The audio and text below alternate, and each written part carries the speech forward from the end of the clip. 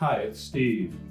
Today we'd like to show you how to change the top rack retainer clip on your dishwasher. It's a really easy repair. Let me show you how we do it. Now to do this repair, simply open up the dishwasher. Just extend that upper rack. Now if you're replacing a broken clip, you'll need to remove the old one. If you're just adding a new one to it, just pick the vertical tine that you're going to install it on.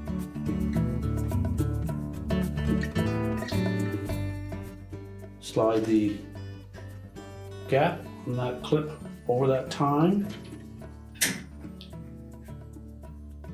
Clip the upper snap into place.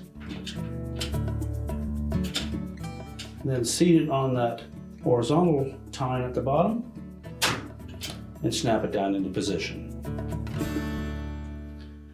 And your repair is complete.